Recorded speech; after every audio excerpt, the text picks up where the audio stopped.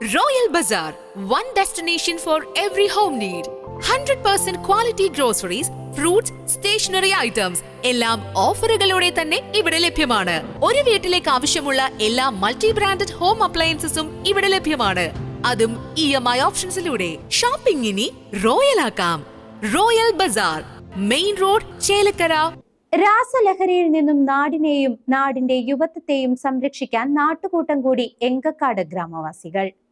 എങ്കക്കാട് ഉങ്ങിൻതറ പരിസരത്ത് ചേർന്ന നാട്ടുകൂട്ടത്തിന് division councillor Sheela Murali അധ്യക്ഷത വഹിച്ചു.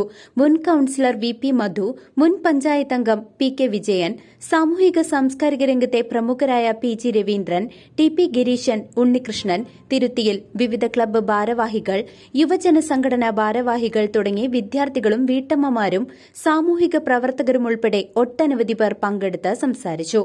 ഒരു കാരണവശാലും എങ്കക്കാട് ഗ്രാമത്തെ രാസലഹരിക്ക് വിട്ടുകൊടുക്കില്ലെന്ന് നാട്ടുകൂട്ടം ഐക്യകണ്ഠേന തീരുമാനമെടുത്തു.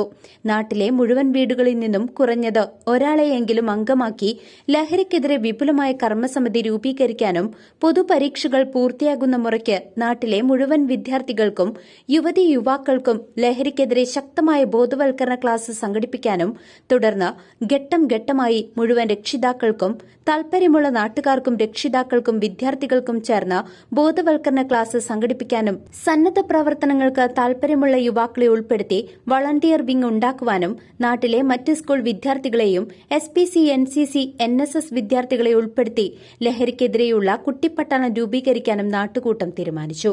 വരുന്ന വേനൽ അവധിക്കാലത്ത് നാട്ടിലെ കുട്ടികളുടെ കായിക വിനോദം പ്രോത്സാഹിപ്പിക്കുക, പോലീസും എക്സൈസുമായി സഹകരിച്ച് ഹോട്ട്സ്പോട്ടുകളായി മാർക്ക് ചെയ്ത ഇടങ്ങൾ നിരീക്ഷണം നടത്തുക, മുന്നറിയിപ്പ് ബോർഡുകളും നിരീക്ഷണ ക്യാമറകളും സ്ഥാപിക്കുക തുടങ്ങിയ പ്രവർത്തനങ്ങളും കർമ്മസമിതി ഏറ്റെടുത്ത് ചെയ്യും. ഒരു കാരണവശാലും എങ്കക്കാട് ഗ്രാമത്തിൽ മയക്കുമരുന്ന് വിപണനവും ഉപയോഗവും ഉണ്ടാവില്ലെന്നും കുട്ടിക്കൊലപാതകങ്ങൾ ഉണ്ടാകില്ലെന്നും ഉറപ്പാക്കാൻ നാടൊന്നായി ശ്രമിക്കുമെന്ന് പ്രതിജ്ഞ ചെയ്തുകൊണ്ടാണ് നാട്ടുകൂട്ടം പിരിഞ്ഞത്. News desk CCV.